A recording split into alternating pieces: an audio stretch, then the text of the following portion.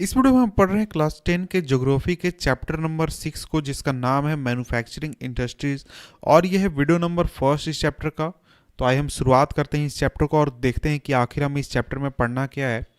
तो देखिए, manufacturing industries, तो जैसा कि इस चैप्टर का नाम है, तो इसी चैप्टर के नाम से ही हमें पता चल जाता है कि हमें इस चैप्टर में मैन्युफैक्चरिंग इंडस्ट्रीज के बारे में पढ़ना है, यानी जो हमारा सेकेंडरी सेक्टर है उसके बारे में पढ़ना है। तो आइए सबसे पहले हम मैन्युफैक्चरिंग इंडस्ट्रीज का डेफिनेशन देख लेते हैं, या फिर उसके बारे में शॉर्ट में जान लेते हैं कि आखिर वो होता क्या है। तो देखिए, मैन्युफैक्चरिंग इंडस्ट्रीज का यहाँ पर डेफिनेशन दिया गया है: production of goods in large quantities after processing from raw material to more valuable product is called manufacturing. तो देखिए, जब भी हम बहुत बड़ी संख्या में किसी भी चीज का प्रोडक्शन करते हैं रॉ मटेरियल से प्रोसेस करके किसी कीमती चीज में, इसका मतलब कि हमने 10 रुपए का सामान लिया और उसको 100 रुपए का हमने प्रोसेस करके बना दिया, और ऐसा एक प्रोडक्ट नहीं बनाया गुना, बल्कि 1000 हमने प्रोडक्ट बनाया, या फिर 10,000 बनाया, या फिर 1 लाख प्रोडक्ट हम बना रहे हैं, तब जाकर हम उसे मैन्युफैक्चरिंग कहेंगे। तो मैन्युफैक्चरिंग का मतलब आप समझ गए कि जब किसी भी चीज़ का प्रोडक्शन बहुत बड़ी संख्या में एक सस्ते जो रॉ मटेरियल है उसको प्रोसेस करके ज़्यादा कीमती सामान जब हम बनाते हैं तो उसको मैन्युफैक्चरिंग हम कहते हैं। तो देखिए, उसका कुछ एग्जांपल यहाँ पर दिया गया है। जैसे कि यहाँ पर आपसे पूछा जा रहा है कि क्या आपको पता है कि जो पेपर है वो वुड से बनता है, शुगर जो है वो शुगर केन से बनता है, आयरन और स्टील आयरन ओर से बनता है, और एल्युमिनियम बॉक्साइट से बनता है। तो इन चीज़ों को देखने पर हमें पता चलता है कि इनके इनके जो रॉ मटेरियल थे वो उतने कीमती नहीं थे, वो उतने महंगे नहीं थे। लेकिन जब हमने प्रोसेस किया, हमने जब आयरन ओर को प्रोसेस किया तो हमें इस आयरन मिला, स्टील मिला, जो कि काफ़ी कीमती हो गया। बॉक्साइट को प्रोसेस करके हमने एल्युमिनियम बनाया तो ये भी काफ़ी कीमती हो गया। और इसी तरीके से पेपर जब हमने बनाया वुड से तो ये भी काफ़ी कीमती हो गया। तो ये एक तरीके से प्रोसेस है जिसमें हम चीज़ों को प्रोसेस करते हैं और ज़्यादा जो वैल्यूएबल प्रोडक्ट है वो क्रिएट करते हैं।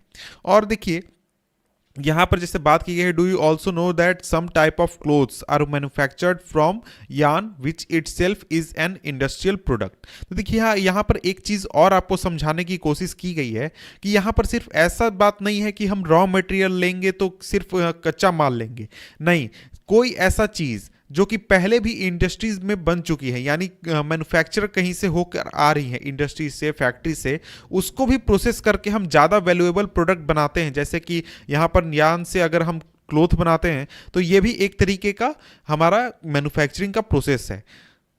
तो देखिए, यहाँ पर जैसे आगे बात की है, people employed in the secondary activities manufacture the primary materials into finished goods. यानी जो हमारा ये जो मैन्युफैक्चरिंग सेक्टर है इसको हम सेकेंडरी सेक्टर भी कहते हैं, और इसमें जो जितने काम होते हैं उनको हम सेकेंडरी एक्टिविटी कहते हैं। इसके बारे में आपने इकोनॉमिक्स में पढ़ा होगा। तो देखिए, ये जो सेकेंडरी एक्टिविटीज़ में जो लोग काम करते हैं या फिर जो काम होता है, इसमें जो प्राइमरी मटेरियल होते हैं उसको प्रोसेस करके फिनिश्ड गुड्स तैयार किए जाते हैं। प्राइमरी मटेरियल क्या हो गया?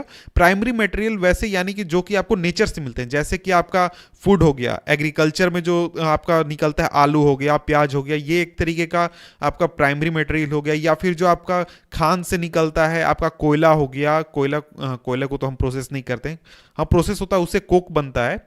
और भी चीज़ें हो गई, जैसे आपको आयरन ओर हो गया या फिर बॉक्साइट हो गया। जब इन चीज़ों को हम प्रोसेस करके कुछ बनाते हैं तो फिर जो प्रोसेस फिनिश्ड गुड होता है, तो इस पूरे प्रोसेस को हम कहते हैं मैन्युफैक्चरिंग। यानी जो लोग इसमें काम करते हैं वो प्राइमरी जो सेक्टर है उसके मटेरियल को, प्रोडक्ट को लेकर फिर उसको फिनिश्ड करते हैं, उसको एक नया रूप देते हैं, एक उसको नया पहचान देते हैं उस प्रोडक्ट को। और देखिए, जो वर्कर्स हैं स्टील फैक्ट्रीज में, कार बनाने में, या फिर ब्रीवरीज में जो काम करते हैं, टेक्सटाइल इंडस्ट्रीज में, बेकरीज में, ये सभी इसी कैटेगरी में आते हैं, यानी सेकेंडरी कैटेगरी में आते हैं। और कुछ लोग जो हैं वो सर्विसेज प्रोवाइड करने में लगे हुए हैं, यानी जिसको हम टर्शियरी सेक्टर के नाम से जानते हैं, जो कि सर्विस प्रोवाइड करते हैं। सर्विस प्रोवाइड करने का क्या मतलब हुआ कि वो अपना सेवा प्रदान करते हैं कि मैं अगर कहीं जाकर जॉब कर रहा हूँ तो मैं क्या कर रहा हूँ, मैं सर्विस कर रहा हूँ। मैं किसी के कंपनी में जॉब कर रहा हूँ तो वो मैं क्या कर रहा हूँ, सर्विस कर रहा हूँ। तो बहुत सारे लोग होते हैं वो सर्विस प्रोवाइड करते हैं। और इसके बाद इस चैप्टर में हम मेनली पढ़ने वाले हैं मैन्युफैक्चरिंग इंडस्ट्रीज के बारे में, जो कि सेकेंडरी सेक्टर में आता है। सेकेंडरी सेक्टर मैंने पहले आपको बताया कि सेकेंडरी सेक्टर क्या होता है। सेकेंडरी सेक्टर का मतलब यही कि हम प्राइमरी जो सेक्टर है, प्राइमरी जो चीज़ें हैं उनको प्रोसेस करके फिनिश गुड तैयार करते हैं। तो इस सेक्टर में इस तरीके के जितने भी काम होते हैं वो सभी हमारे सेकेंडरी सेक्टर में आ जाते हैं। इसके बाद अगर हम आगे देखें तो एक चीज़ यहाँ पर बहुत इंपॉर्टेंट लिखी गई है कि किसी भी देश का इकोनॉमिक स्ट्रेंथ हमें नापना हो तो हम उस देश का मैन्युफैक्चरिंग इंडस्ट्रीज को देखते हैं। यानी कि किसी भी देश में मैन्युफैक्चरिंग इंडस्ट्रीज कितना डेवलप्ड हैं, कितने वो विकसित हैं, ये इस बात को बता देते हैं कि वो जो देश है उसका इकोनॉमिक स्ट्रेंथ कितना है। तो देख, फॉर एग्जांपल आप जैसे यूएसए को देख लें या फिर चाइना को देख लें, तो वहाँ पर मैन्युफैक्चरिंग जो सेक्टर है वो बहुत ही मजबूत है, बहुत ज़्यादा मजबूत है। तो हम कहते हैं कि वो जो इकोनॉमी है, चाइना की इकोनॉमी है, यूएसए की इकोनॉमी है, वो बहुत ही अच्छी है, बहुत ही बड़ी है और बहुत ही डेवलप्ड है। अब इसके आगे बढ़ते हैं तो यहाँ पर हमको इंपॉर्टेंस ऑफ मैन्युफैक्चरिंग देखने को मिल जाता है कि आखिर जो मैन्युफैक्चरिंग है वो इतना इंपॉर्टेंट क्यों है और इसके बारे में हम इतना बात क्यों कर रहे हैं।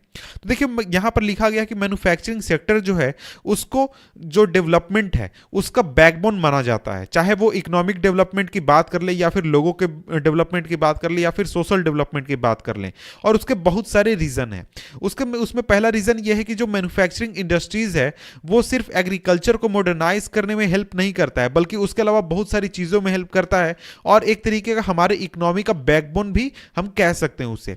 और इसके मैन्युफैक्चरिंग इंडस्ट्रीज जो है वो जो जॉब्स हैं वो बहुत बड़ी संख्या में जॉब्स प्रोवाइड करते हैं, और इसकी वजह से जो लोग हैं लोग एग्रीकल्चर इनकम के ऊपर या फिर एग्रीकल्चर के ऊपर डिपेंडेंट नहीं रहते हैं जॉब के लिए या फिर अपने इनकम के लिए। और मैन्युफैक्चरिंग इंडस्ट्रीज में बहुत आसानी से बहुत बड़ी संख्या में लोगों को जॉब दिया जा सकता है। इसके बाद देखिए, दूसरा यहाँ पर बात लिखा गया कि जो इंडस्ट्रियल डेवलपमेंट है वो एक प्री कंडीशन है अनएम्प्लॉयमेंट और पॉवर्टी को हटाने के लिए। इसका मतलब ये हुआ कि अगर हमें अनएम्प्लॉयमेंट हटाना है, खत्म करना है और पॉवर्टी को अपने देश से खत्म करना है, तो उसके लिए इंडस्ट्रियल डेवलपमेंट हमें करना बहुत ही ज़रूरी है। इसके बिना हम इतनी आसानी से, या फिर हम कह सकते हैं हम जो अनएम्प्लॉयमेंट है उसको खत्म कर ही नहीं सकते, हमारे लिए बहुत ही मुश्किल होगा। और ये एक तरीके का बहुत इंपॉर्टेंट फिलॉसफी था या फिर मेन फिलॉसफी था जब पब्लिक सेक्टर इंडिया में आया या फिर जो इंडस्ट्रीज आए इंडिया में, और बहुत ज़्यादा संख्या में जो जॉइंट सेक्टर वेंचर्स क्रिएट किए गए। और इसका मेन एक तरीके से मेन टारगेट ये था इन सभी चीज़ों का कि जो हमारा रीजनल डिस्पैरिटी है, यानी कहीं पर ज़्यादा डेवलपमेंट है, कहीं पर कम डेवलपमेंट है, इसको कम किया जाए ताकि जो ट्राइबल और बैकवर्ड एरियाज़ हैं वहाँ पर ज़्यादा डेवलपमेंट हो सके। वहाँ पर इंडस्ट्रीज़ को बैठाकर, यानी वहाँ पर इंडस्ट्रीज़ को बैठाया जाएगा तो डेवलपमेंट ज़्यादा होगा। ये मेन टारगेट था। इसके बाद देखिए, एक्सपोर्ट जो है, अगर हम मैन्युफैक्चर्ड गुड्स का एक्सपोर्ट करते हैं तो उसकी वजह से हमारा ट्रेड भी बढ़ेगा, कॉमर्स भी बढ़ेगा, हमारा जो इनकम है वो भी होगा, और इसके वजह से जो फॉरेन एक्सचेंज हमको ज़रूरत होती है दूसरे देशों से सामान खरीदने के लिए, ये भी हमारे पास बहुत बड़ी संख्या में आएगा, जो कि हमारे लिए बहुत ही इंपॉर्टेंट है। और देखिए, कंट्रीज़ जो कि अपने रॉ मटेरियल को बहुत अलग अलग तरीके के गुड्स में ट्रांसफॉर्म करती हैं मैन्युफैक्चरिंग के जरिए, जो कि ज़्यादा कीमती चीज़ों में ट्रांसफॉर्म करती हैं, वो कंट्रीज़ बहुत ही अच्छी होती हैं या फिर हम कह सकते हैं बहुत ही अमीर होती हैं। और जो इंडिया की जो प्रोस्पेरिटी है वो इसी बात पर डिपेंड कर रही है कि इंडिया कितनी जल्दी अमीर होता है। कि देखिए, वो जितनी जल्दी इंडिया जो है वो अपने मैन्युफैक्चरिंग को डाइवर्सिफाई करे और जितनी जल्दी वो अपने मैन्युफैक्चरिंग को बढ़ाए, उतनी जल्दी वो हम कह सकते हैं कि वो अमीर होगा या फिर इंडिया में जो लोग हैं वो अमीर होंगे। यहाँ पर एक और बात आपको नोट करनी चाहिए कि देखिए, जो एग्रीकल्चर है और जो इंडस्ट्री है ये दोनों अलग अलग चीज़ें नहीं है कि एग्रीकल्चर अलग चीज़ है और इंडस्ट्री अलग चीज़ है। नहीं, ये एक दूसरे की ज़रूरतों को पूरा करती हैं, यानी कि इन दोनों का एक साथ होना ज़्यादा बेहतर है। यानी कि एक साथ ये ज़्यादा डेवलप कर सकती हैं और एक साथ ज़्यादा अच्छी तरीके से ये रह सकती हैं। क्योंकि देखिए, बहुत सारे इंडस्ट्रीज़ हैं जो कि एग्रीकल्चर के ऊपर डिपेंडेंट है अपने रॉ मटेरियल के लिए, और बहुत सारे इंडस्ट्रीज़ हैं जो कि एग्रीकल्चर में जाकर अपने प्रोडक्ट को जाकर बेचते हैं। जैसे कि आप देख लें कि जो चिप्स आप खाते हैं, जो कि पैकेट में आपको चिप्स मिलता है, वो एग्रीकल्चर के ऊपर डिपेंडेंट है अपने रॉ मटेरियल के लिए। वहीं आप देखते हैं जैसे कि इरिगेशन पंप हो गए या फिर फर्टिलाइजर्स हो गए, इंसेक्टिसाइड्स हो गए, pesticides, plastic, PVC pipe, machines, तो ये जो इंडस्ट्रीज हैं जो कि इन चीज़ों को बनाती हैं, ये एग्रीकल्चर के ऊपर डिपेंडेंट है, क्योंकि ये एग्रीकल्चर सेक्टर में जाकर अपने प्रोडक्ट को बेचती हैं।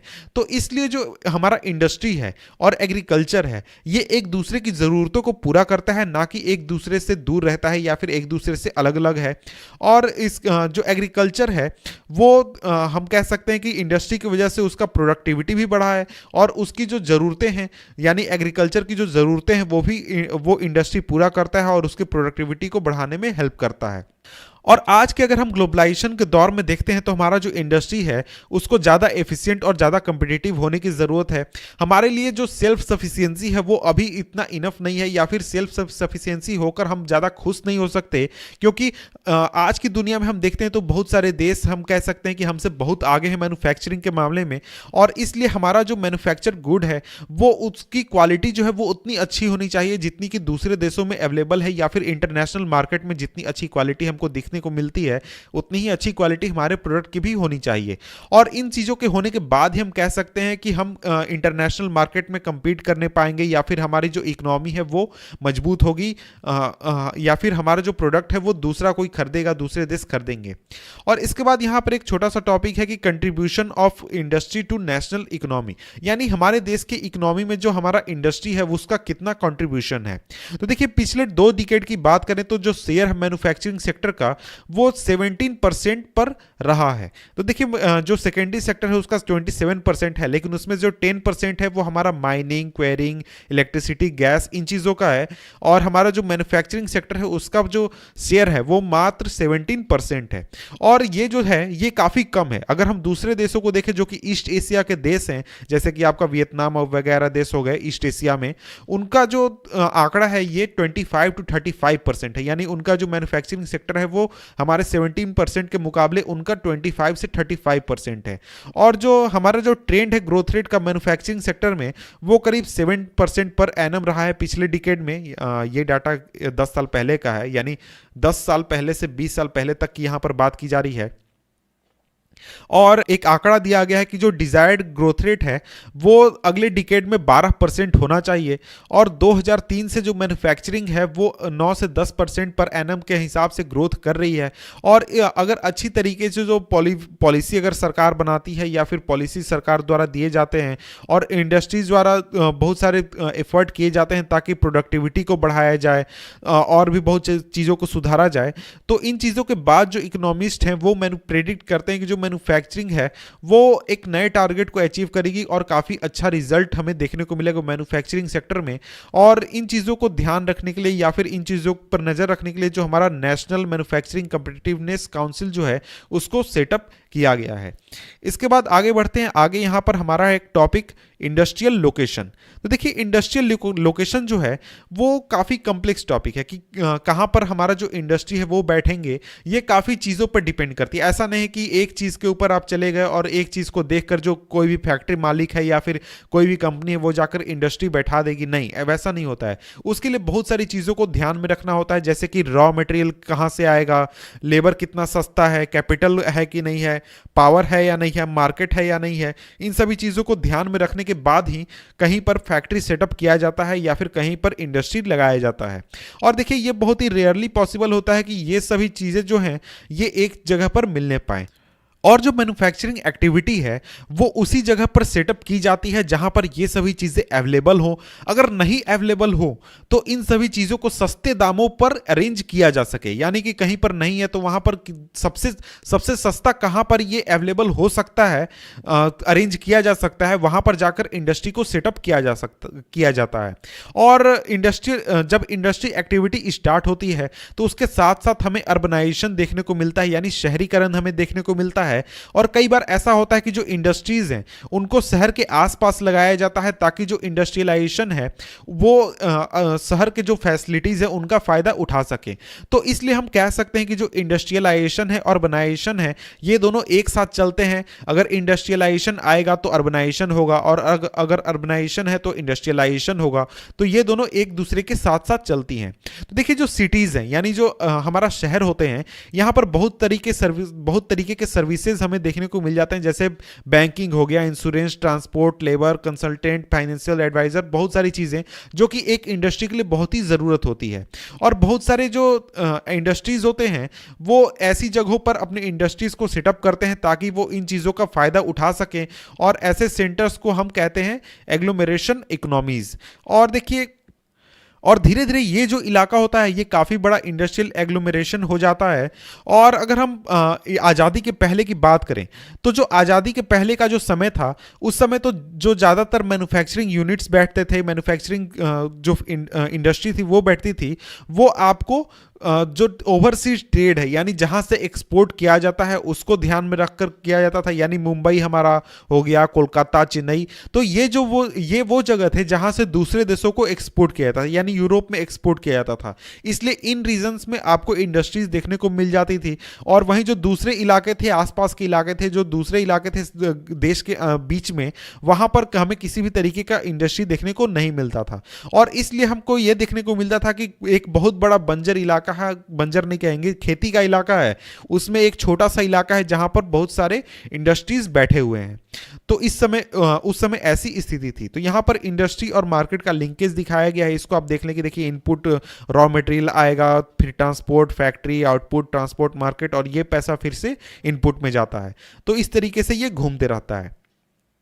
तो आइडियल लोकेशन फॉर इंडस्ट्री की देखिए कोस्ट कितना होगा प्रोडक्शन का साइट के ऊपर, रॉ मटेरियल का कोस्ट कितना होगा साइट के ऊपर, या फिर फैक्ट्री का जो डिसीजन है कि लोकेट करने का डिसीजन वो साइट पर क्या होगा, या फिर जो डिस्ट्रीब्यूशन है उसका कोस्ट कितना पड़ेगा, इन सभी चीज़ों को ध्यान में रखकर किया जाता है। इसके बाद देखिए नेक्स्ट हमारा टॉपिक है क्लासिफिकेशन ऑफ इंडस्ट्रीज। इसको हम पढ़ने वाले हैं नेक्स्ट वीडियो में, जिसका लिंक मैं नीचे डिस्क्रिप्शन में दे दूंगा जब ये वीडियो बन जाएगा। तो मिलते हैं आपसे हम नेक्स्ट वीडियो में, तब तक के लिए गुड बाय।